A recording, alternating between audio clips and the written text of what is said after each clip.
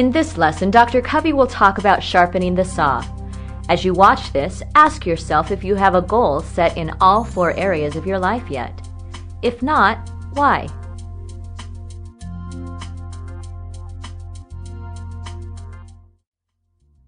The 7th habit we call sharpen the saw. You can imagine this scene. You come across this person and he's sawing down a tree. You come up to him and you say, "Boy, I bet that's tough." Really tough. "How long you been doing it?" And he's just sweating. And you can see he's just exhausted, and he's got all of this material all over his body and everything, and he's just sawing down that tree. "Oh, how long?" "I've been, 3 hours." "Well, why don't you sharpen the saw?" "Can't you understand?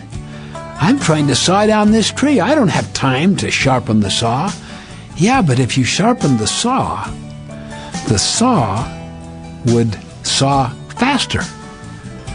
You could accomplish so much more in so much less time." Remember again the 4 parts of our nature? You constantly sharpen the saw in 4 ways. This, to me, if you were to select only one goal, this would be the one I would recommend. Physical exercise with proper eating. The habit of reading, of studying. Because I'll tell you, the world is changing so powerfully.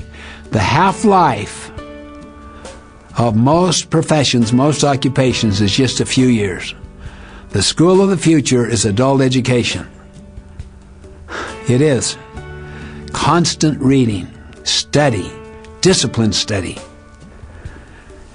Maybe for a half hour, maybe an hour a day.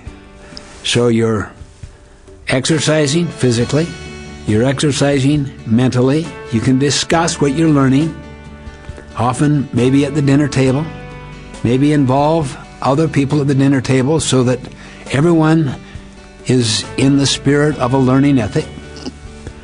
Then you go into the whole idea of keeping relationships tuned, strong, healthy, viable, open, so people are kind to each other, so they're respectful of each other. When they are not, they apologize to each other. They have where do they get their internal security to say, "I'm sorry"? Private victory. Why? You get your security from within. You don't get it from without. It comes from within you. So you can say, "I'm sorry, that was unkind to me. I overreacted. I lost my cool. I was wrong. I apologize, Mom. I apologize, my friend, my wife, my work associate. That was wrong of me." And you can do it sincerely. Why? It doesn't wipe you out. Your security isn't a function of other people. Your security comes from living by your conscience. That's called peace of conscience. That's even greater than peace of mind. And then you want to also be contributing. You want to be making a difference. This has to do with your spirit. What gives your life meaning, purpose? Why do you want to be healthy? So that you can do work, so that you can contribute, make a difference. In fact, I know of a woman whose husband had a terrible wasting cancer. She was about 47 years old. He died, and she was the life of his life, and her life went out of her. Seriously. She couldn't enjoy anything. She grieved so long, she wouldn't even put up Christmas decorations. It was just such a setback, such a major displacement of all that she had lived for, worked for, to lose her husband. She even almost felt like, why wasn't I taken? He had so much more to give than I have to give. And then she started to become self-aware and realize, hey, I've got a life to live, and I'll never forget the legacy he left me near the end of his life when he said, live a full life, make a difference, enjoy your life. And she said, those words rang in my mind, in my heart, and I started thinking, what could I do?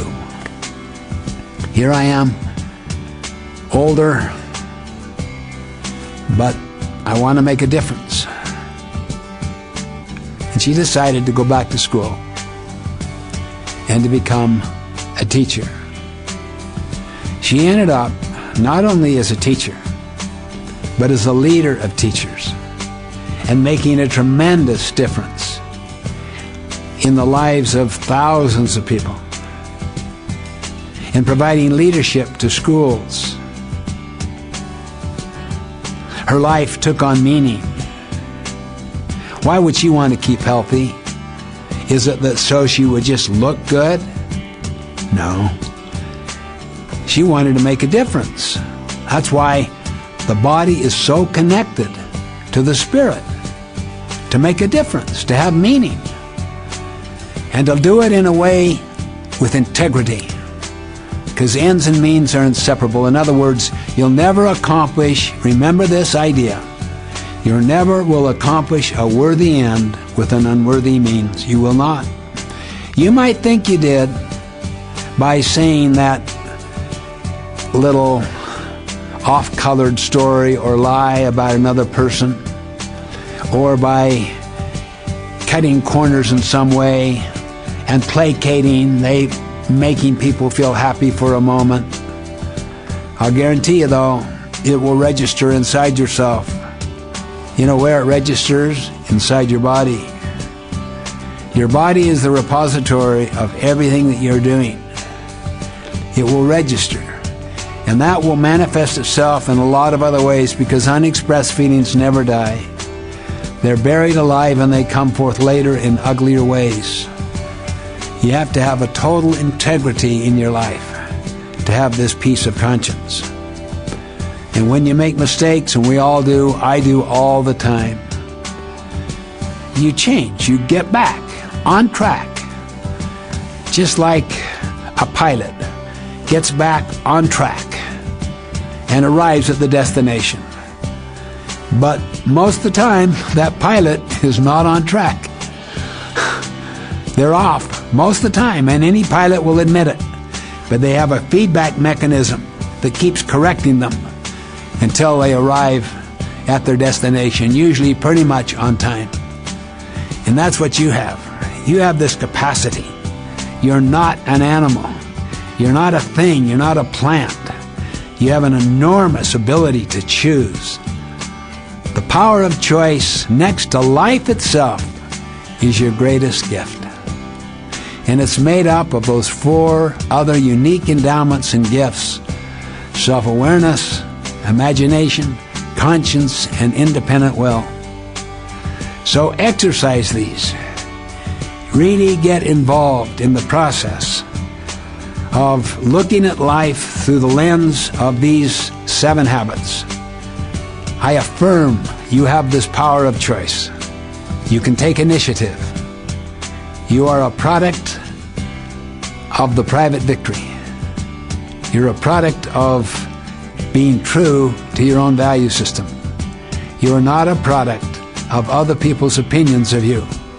Never let your future be held hostage by your past. I wish you all the best in this tremendous undertaking.